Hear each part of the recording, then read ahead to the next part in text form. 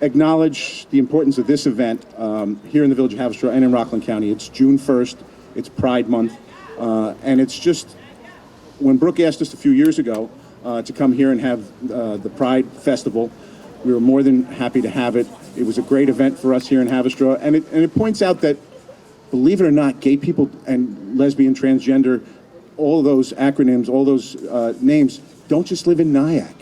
They live in all of Rockland County. We're everywhere.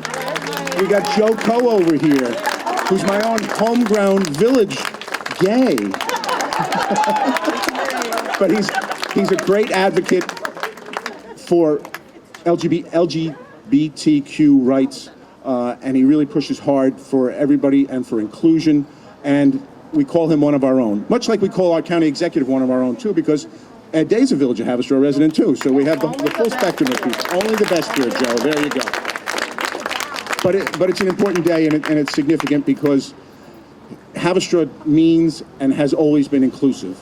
And inclusion means not just color, not just ethnicity, not just language, but it means everything.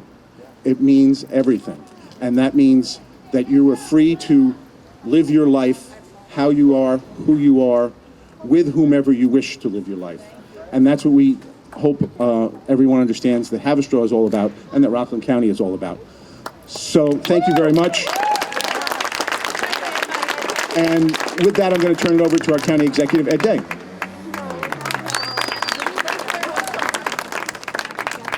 Okay. You know, first of all, thank you, Mayor Cohut, for introducing me as your resident. This is my ruler now, because I live in the village. But, you know, some of the comments from them, thanks for all being here today. Something that the mayor just said struck me. We just came off of a weekend where we honored our war dead. And Mike just mentioned about living in freedom, about being who we are, enjoying our lives, having a right to those things.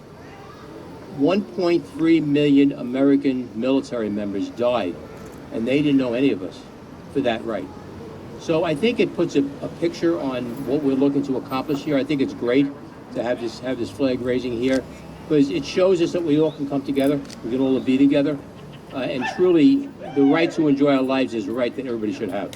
And again, I always look at Brooke. Brooke, I'm very proud to say a couple of years, how long, 2 years now, the Human Rights Commission? A couple of years ago, I saw Brooke as one of the rising stars in Rockland County and appointed to the Human Rights Commission to represent another facet of our county. And with that, thank you very much. It's great being here. I'm proud to be here today.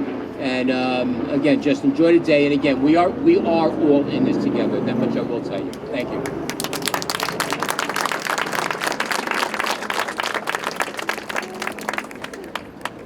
Wow, guys, this is our first in-person event in over 1 year. Official event. My name is Brooke Malloy. I'm the Executive Director of the Pride Center, the Phyllis B. Frank Pride Center of Rockland County. My pronouns are she, her, and we love being in Haverstraw, so thank you so much. This may be one of the only villages, places in the county that welcomes us to fly the Pride flag. We are going to be asking everybody else, including the county, if we can do that next year. It's important that we are represented, that we are celebrating, and that we have totally inclusive and bipartisan support for a human rights issue, certainly. So it's really also very exciting to see that people are still willing to come out for a political action like this, to say that we have, that we want to be here, that we want to see these flags, that we're in support, that there are allies here, that nobody gets tired on that or sleeps on that, especially after a really difficult year. So we appreciate you all being here. And we've chosen two very special people today to represent. They are the Village of Haverstraw residents, Tamika and Joseph. Yeah.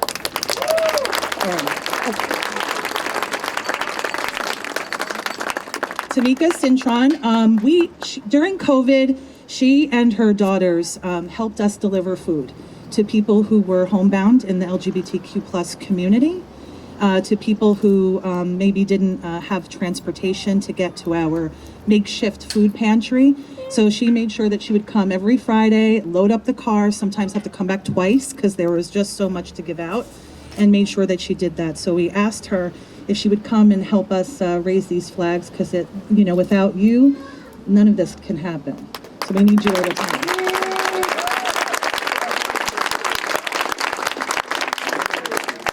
And it would be rude to not ask Joseph, who apparently is the village gay. He said it, to come and do it.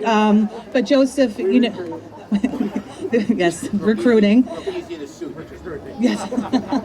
But of course, one of our founding board members, but also when we think about young people, or we think about Alex's young adult and youth programs at the Pride Center, we think about how important it was for young people to have that voice. And certainly at the first time he spoke was at Pride Sunday under Phyllis's leadership, to talk about what your experiences were in North Rockland and how difficult they were and how challenging and how far we still have yet to go. So I couldn't think of two better people to do this. And with that, we have two different flags. So for those of you that don't know, that is our traditional Pride flag. A few years ago, it was added the black and brown colors to show the intersectionality of the LGBTQ plus community. Of course, very often in a white supremacist culture, we might always think that LGBTQ people are just white, and that is not the case. So that is why we encourage everybody to, when we think about the Pride flag, is that we're including those colors as a very intentional way of saying that, we are represented by many things and many people. And then, of course, we have our Transgender Pride flag.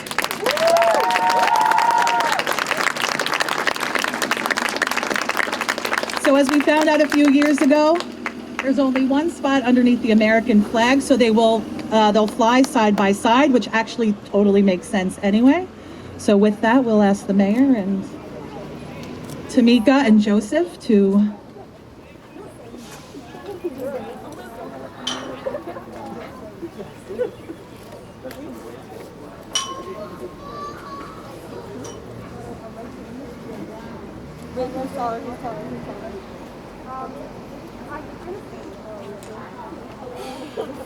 I was hoping to be taller.